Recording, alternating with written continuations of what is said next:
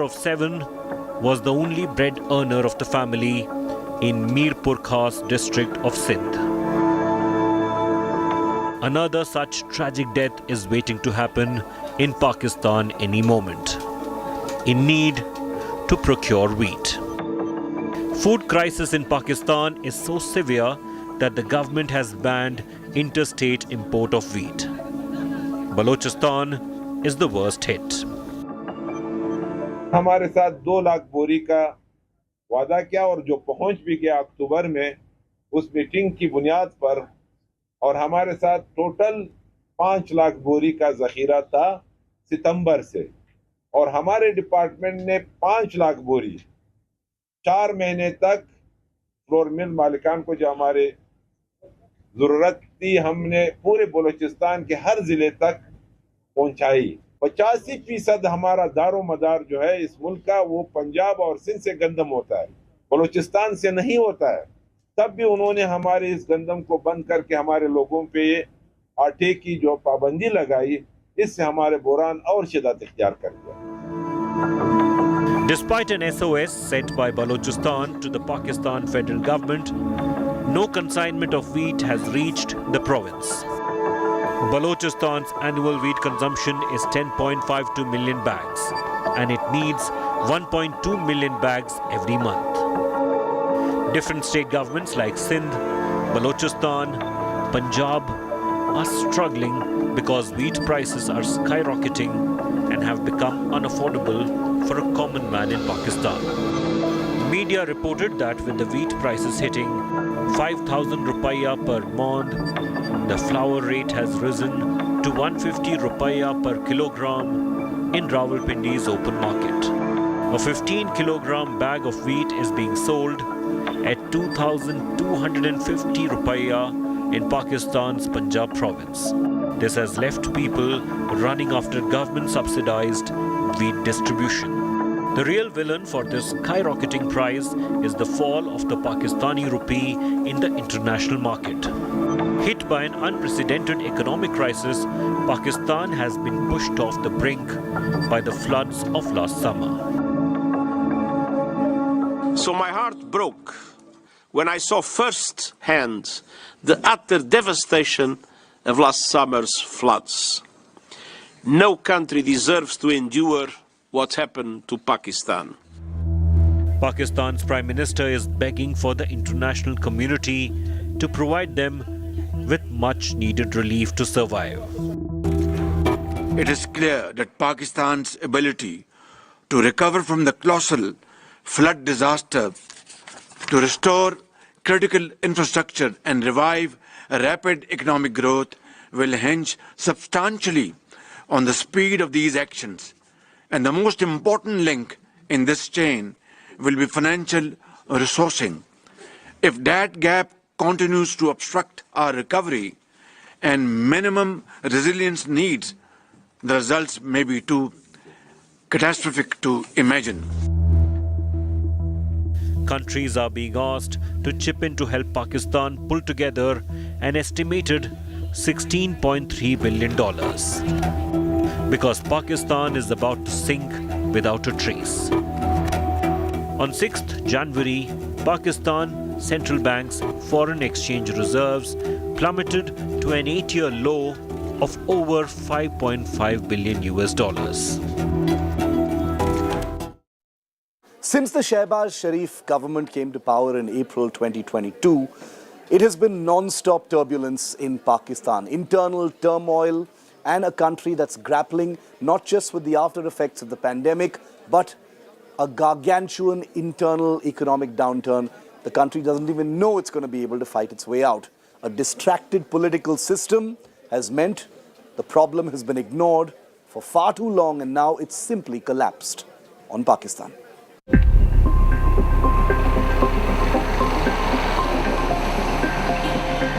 Pakistan's economy slowed in 2019 and contracted in 2020, as did for most other countries due to global pandemic. Though growth resumed in 2021, it nearly got paralyzed with mounting debt burden and political instability in 2022. When Imran Khan became Prime Minister in 2018, he promised jobs, new housing and economic reforms. But tensions between India and Pakistan remained high. Political and social instability hinder economic development. Textiles and apparel account for most export earnings of Pakistan, but much of its economy is informal, and underemployment remains high. China pledged more than $60 billion in infrastructure and energy investments in China-Pakistan economic corridor projects, but it suffered significant setbacks and has drawn criticism. Pakistan's exchange reserves have declined by $6.7 billion, and its biggest ally, China, started to reduce its investment in the country. Pakistan today struggles to quell default fears in domestic and international markets. With a $1.1 billion IMF bailout tranche stuck due to differences, which otherwise should have been completed last November, it's staring at a possible bankruptcy. The food crisis has also deepened in the country. Food inflation quickened 35.5% year-on-year, while transport prices rose 41.2% in December 2022. Such is the extent of the crisis that the government auctioned a Pakistani embassy property in the US a few days ago. The 2022 monsoon flood increased Pakistan's dependence on imported goods other than oil, while the country's exports slumped. According to the Pakistan Bureau of Statistics, the country's trade deficit stood at over $2.8 billion in December 2022, as exports declined by over 16% to $2.3 billion. A depreciating currency isn't helping the economic situation either. Pakistani rupee fell by nearly 30% in 2022, compared to the US dollar. A Reuters report stated that Pakistan has to meet external financing needs to the tune of over $30 billion up until June 2023, including energy and debt repayments. By all counts, that's an impossible feat considering the country's sluggish GDP growth. The World Bank has pegged it at just 2%. Pakistan is also facing skyrocketing inflation that could rise up to 23% in the current financial year.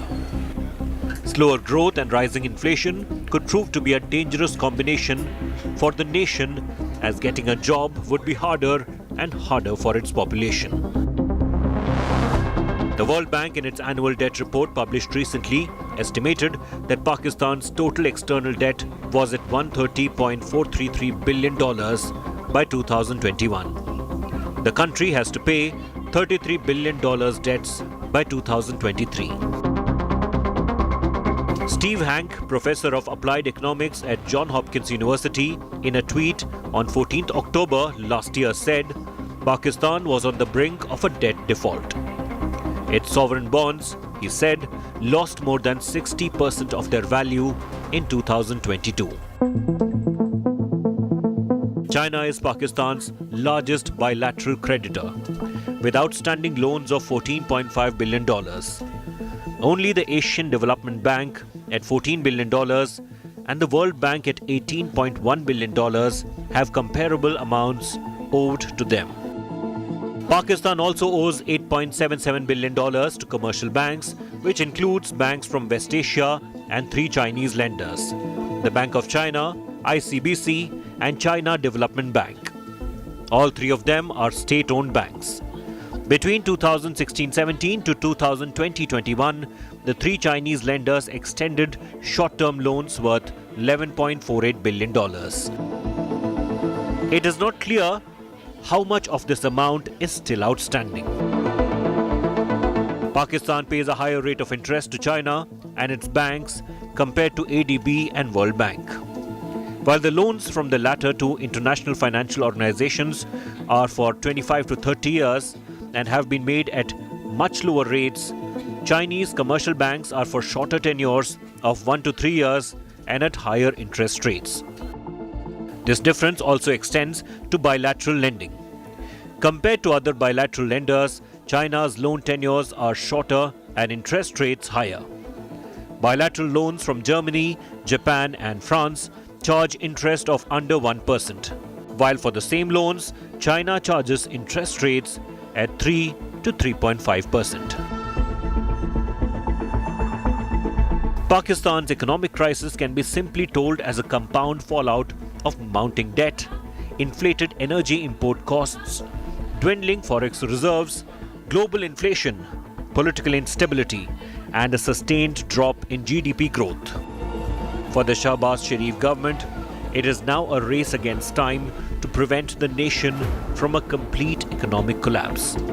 Else, nearly 230 million Pakistani could severely suffer for generations to come.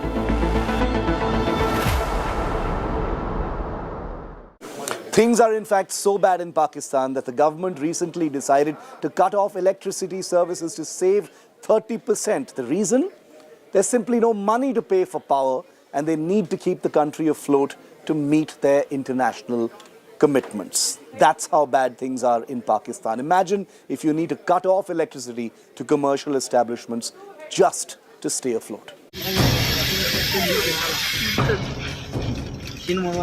Filling cooking gas in balloons, people in Pakistan's Khyber Pakhtunkhwa are resorting to dangerous and desperate measures.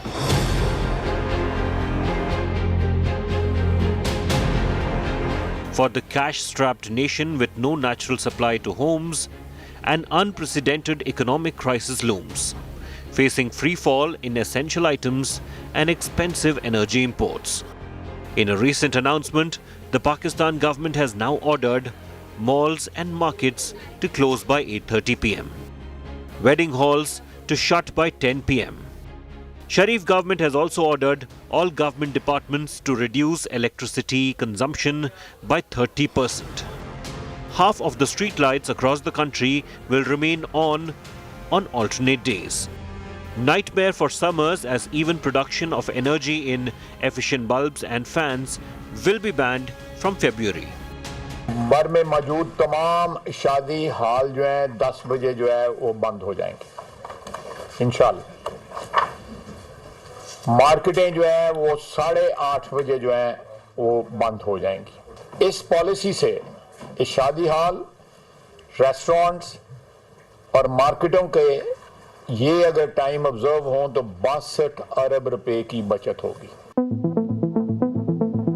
But in Lahore and Karachi, two big cities, traders refused to comply and have revolted, saying their businesses would be ruined. बात यह है कि जब आपने हमसे तजावीज़ ले ली तो फिर आपने हमसे कहा कि ये मैं वज़ीर आज़म साहब के पास रखूँगा, वफाकी काबीना में ले जाऊँगा, उधर से फिर हम आपके साथ दोबारा मुशावरत करेंगे, लेकिन उन्होंने ऐसा नहीं किया और आज खुद से ऐलान कर दिया है कि ताजरों की मुशावरत से किया है। 8 बजे से लेके 10 बजे तक ही काम होता है, उसके अलावा सारे दिन तो काम होता ही नहीं है। यही थोड़ा सा टाइम होता है जो बंद करने पे आ गए, लेकिन हम नहीं करेंगे अल्लाह के हुक्म से बंद।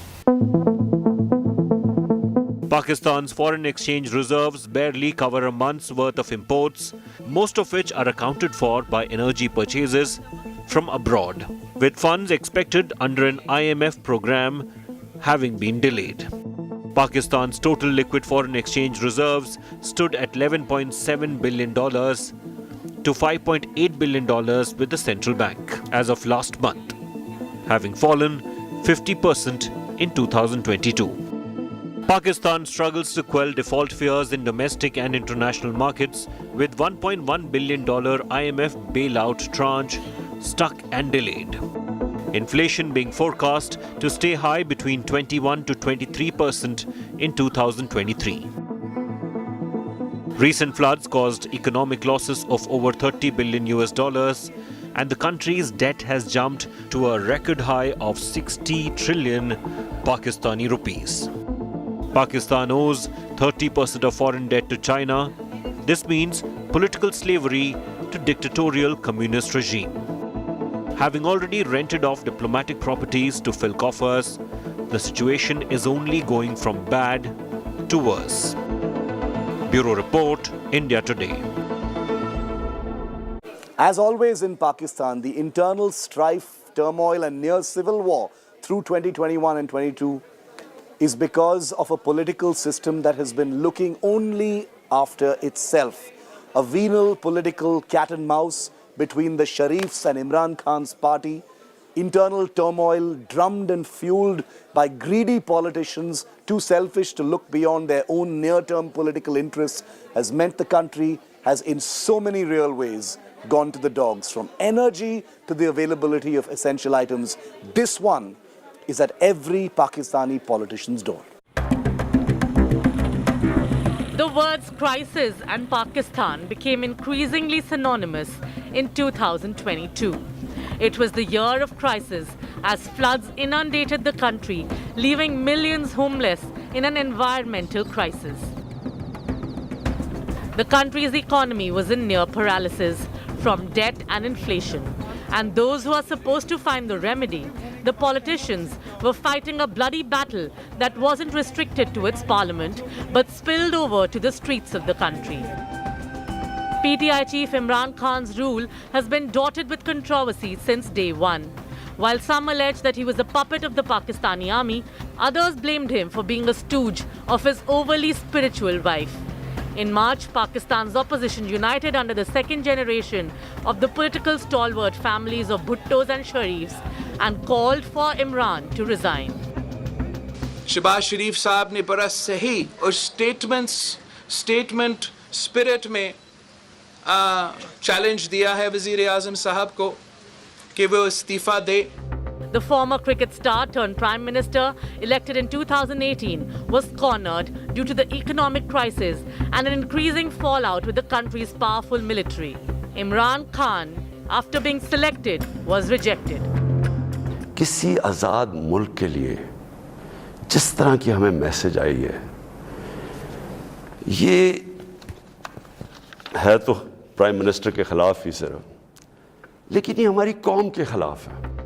After accusing the West of conspiring to oust him from power because he paid a visit to his Russian counterpart during the Ukraine war, Imran Khan tried to dissolve the parliament and seek fresh elections. मुझे लोगों ने किसी ने कहा जी वो इमरान खान आप resign कर दें. मैं कभी हार जिंदगी में नहीं मानी. मैं तो वोट का जो भी रिजल्ट हो जाए आप देखेंगे कि मैं तो उसके बाद और ज्यादा तकड़ा होकर सामने आऊंगा जो भी रिजल्ट हो. But the united opposition won the game and Imran became the first prime minister in the country's history to lose a no-confidence vote. Pakistan के मफाद को भूल गए, पाकिस्तान की जो आप महंगाई की बात करते थे उसको भूल गए, रुपए और डॉलर की जो इक्विटी है उसको भूल गए. ये वो इमरान खान है जब अपनी ज़ात की बात आती है तो हर चीज़ को वो कुर्बान करने के लिए तैयार होता है. Imran Khan's exit from power opened a new, uncertain and volatile phase in Pakistan politics. Led by PMLN, the 13-party PDM coalition that assumed power on 11th April got off to a slow and unsure start. It had to initially overcome impediments in the way of a smooth transition. Cobbling together the largest coalition cabinet in the country's history took time and underlined the difficulties of forging agreement among disparate parties. Nevertheless, Khan's fierce opposition kept this coalition united. He took to social media and then to the streets to campaign and rally his supporters. PEMRA कहता है कि जनाब इमरान खान की live तकरीर नहीं हो सकती. क्या जुर्म किया इमरान खान ने? जुर्म ये किया है, सिर्फ जुर्म एक है कि वो कभी चोरों के टोले को तस्लीम नहीं करेगा. ये जुर्म है उसका. Ceaseless political confrontations signaled the breakdown of politics in 2022. Political rivals either resorted to the courts or turned to the army to further their political aims. The army, in turn, was accused of not intervening or intervening too much by both the media and the public. Before retiring, the Pakistan Army chief debunked Imran Khan's claims of foreign conspiracy to oust him. फौज की क़यादत के पास इस नामुनासिब जलगार का जवाब देने के लिए बहुत से मौक़े और वसाइल मौजूद थे, लेकिन फौज ने मुल्क के वसीतर मफाद में हौसले का मुजाहरा किया और कोई भी मनफी बयान देने से इज्तनाब किया। इसलिए पिछले साल फरवरी में फौज ने बड़ी सोच और विचार के बाद फैसला किया कि आइंदा फौज किसी सियासी मामले में मुदाखलत नहीं करेगी। Imran Khan, on the other hand, was shot in the shin during his anti-government protest in November. His convoy came under attack in the east of the country. He and his aide came. It was a plot to assassinate him. This all played to that script. All I want is a proper investigation into this. Now, the proper investigation cannot take place with these three on top. In the middle of all this, Nawaz Sharif is set to end his self-exile and return to Pakistan to add fresh ammunition to the ongoing political war. Deepening polarization and political turmoil exacerbated the economic challenge and uncertainty, casting a long shadow over a worsening public finance crisis. The dire situation earned Prime Minister Shehbaz Sharif to secure resumption of the IMF program and seek funds from friendly countries to finance the record current account deficit, meet debt repayments, and try to stabilize the precarious macroeconomic situation. Soaring inflation emerged as an even bigger political threat than Imran Khan. 2022 तो हम तो ये कह सकते हैं कि बड़ी मुश्किलों से, बड़ी मुद्दों से गुजरा है कि जिस तरह के यहाँ की जो गरीब आवाम है वो बिल्कुल पिस रही है। हुक्मरान जो है वो अपने में लगे हुए हैं, आवाम का कुछ सोच नहीं रहे। The people of Pakistan were hit hard by the climate catastrophe in the monsoon session of 2022. Heavy rains and glacial runoff combined to submerge large swaths of Pakistan's south. The floods displaced millions of people and destroyed agricultural livelihoods, causing as much as $40 billion in damage that Pakistan could not afford. In the weeks after, Pakistani leaders pleaded for international assistance and led developing countries at the United Nations Climate Change Summit in a call for loss and damage funding for those on the front lines of the climate crisis. And the new year brings no new hope for Pakistan. Hillary Clinton had famously said, "Be careful about those snakes you rear in your backyard." Well, it's become too true in Pakistan. It has for years, but never more so than now with the Tehreek-e-Taliban Pakistan, a terror outfit that was given birth to, nurtured, funded, trained by the Pakistani ISI, now specifically targeting Pakistani citizens. That's what happens in Pakistan now. Snakes in the backyard sting Pakistan. After economic crisis, Islamabad faces security challenges. The Tehreek-e-Taliban Pakistan's return to acts of terror, extortion and hostage-taking is turning the clock back for Pakistan by a decade. On 2nd January, there was an angry exchange of words, indicative of how placing Taliban in power in Kabul has gone wrong for those at the wheel in Pakistan. Pakistan's Interior Minister Rana Sanaullah spoke about attacking Tehreek-e-Taliban hideouts in Afghanistan. In reaction, Ahmad Yasir, a Taliban leader, put out an image of Pakistan's defeat at India's hands in 1971, warning Islamabad of a repeat if Pakistan attacks Afghanistan. Pakistan Defence Minister has alleged that Afghanistan's soil is being used by armed groups to launch attacks, triggering a sharp response from the Taliban government to call the charge incorrect.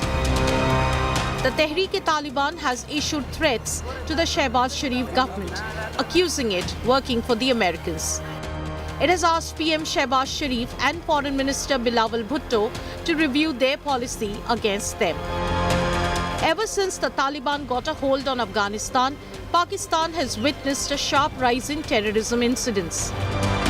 TTP was involved in 2007 assassination of Benazir Bhutto, 2009 attack on Pakistan Army headquarters, 2008 bombing Marriott Hotel in Islamabad, 2012 attack on Nobel laureate Malala Yousafzai, 2014 attack on Peshawar school.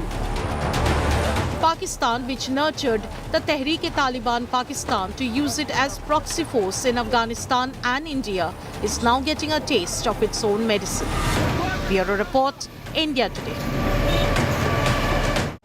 Remember, on India First, we put the lens on Pakistan because a crumbling and deteriorating neighbor means it's an even bigger security challenge for us here in India. It's a story that will continue to unfold, and we will continue to tell it here on India Today. Thanks for watching. The news continues on the other side.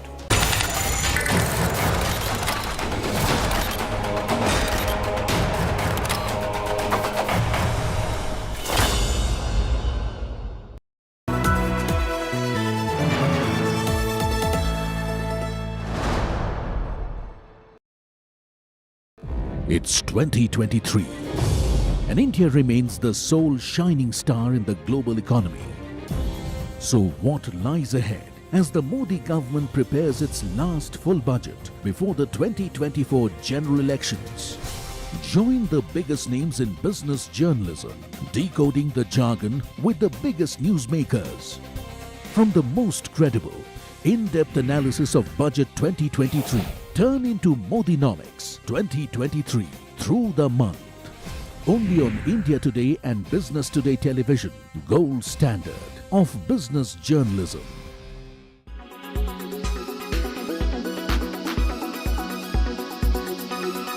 यहाँ से बाहर साफ दिखाई दे रहा है। सामने की अगर आप दीवार देखिए, झुकी हुई है, टूट गया है और यहाँ छेद देख सकोगे। Uttarakhand's Joshimath is crumbling. Subsidence threat continues.